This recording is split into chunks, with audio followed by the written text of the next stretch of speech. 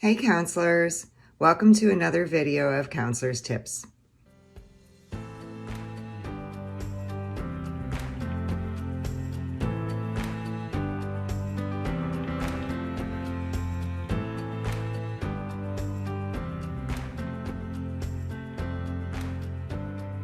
Hi counselors, thanks for joining me for this video where we'll be talking about a biopsychosocial.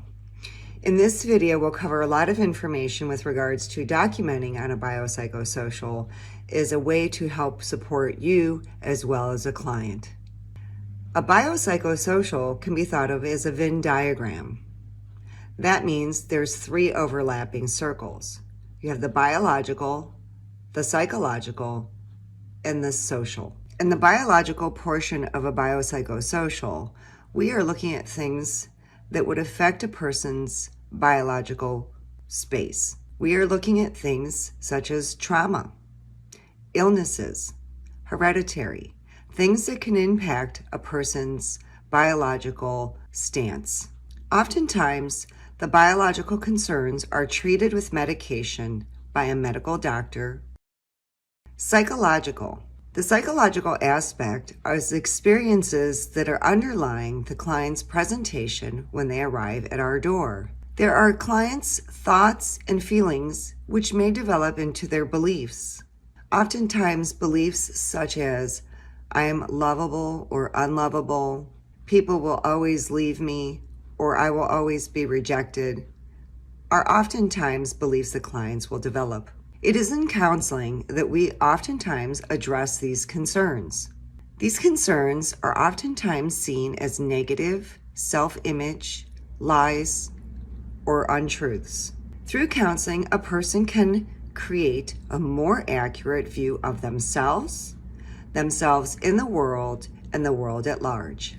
The social aspect of a biopsychosocial is the client's current and present world around them. These would be things such as family and friends, occupational concerns, a death, an accident, illness, or injury. Simply stated, the social aspect covers any kind of change that has happened in the client's environment.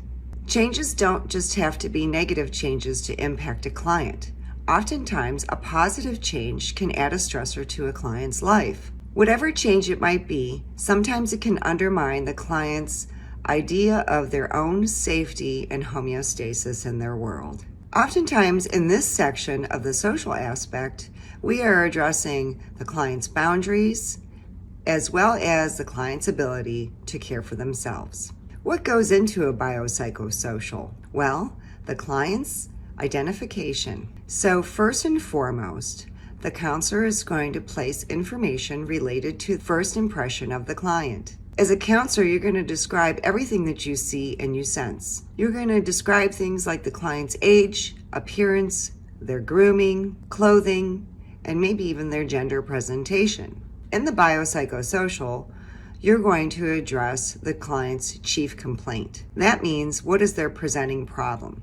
The client has some idea as to the reason they've sought out counseling and your assistance.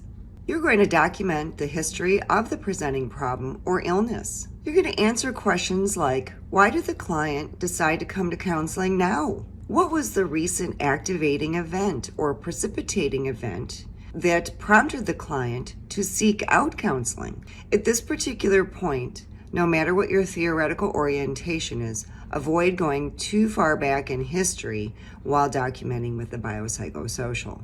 Social or environmental concerns. You're going to document things such as the client's financial, occupational, or living arrangements.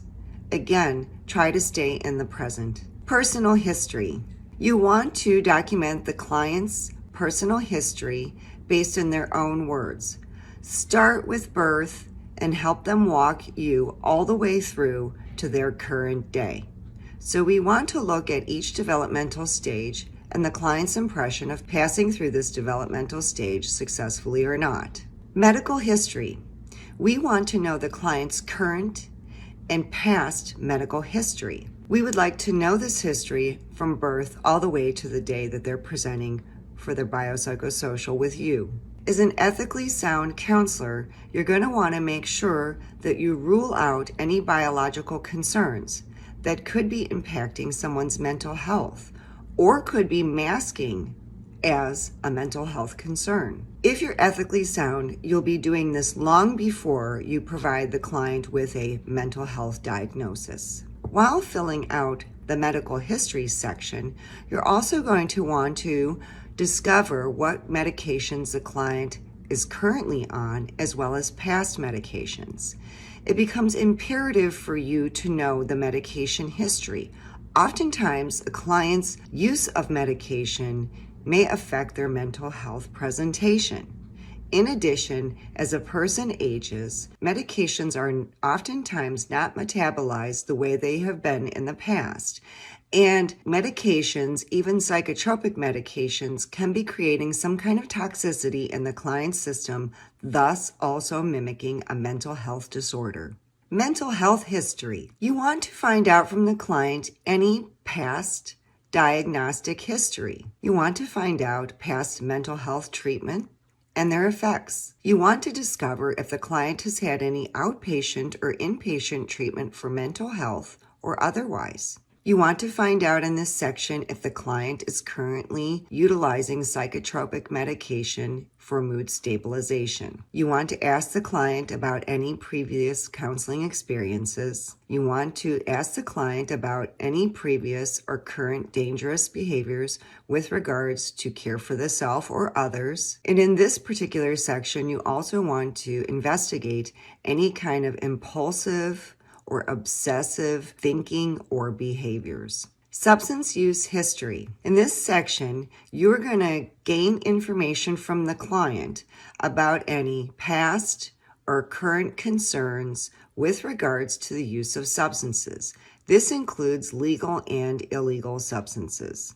You want to find out information with regards to any positive or negative consequences as a result of substance use. Discover the most recent usage from the client's report. You also want to find out if the client has had any past or recent withdrawal symptoms. Remember, substance use may have adversely affected the client's mental health. Substance use must be considered along with a biological history in order to diagnose the client accurately. You also want to use a mental status exam, which is covered in the video here. And lastly, in the biopsychosocial, you're going to be covering any legal concerns. It's imperative that you discover information from the client with regards to any kind of legal concerns. For example, a client may be involved in court proceedings. They may have had a driving under the influence charge. They may be involved with Child Protective Services. Clients at some particular point may have become a danger to themselves or others and may have had some kind of sanction from the state against them. Clients also may have had a legal history with regards to any physical injuries, auto accidents, domestic violence. They may have been homicidal. Clients may have been mandated for treatment. There may be concerns if the client is coming to you for a biopsychosocial assessment with regard to court reporting. Remember, in these cases, you have to safeguard having a dual relationship. In addition, there may be legal or ethical concerns with regards to the client being a minor. I certainly hope that this video has helped provide clarification for you while filling out a biopsychosocial.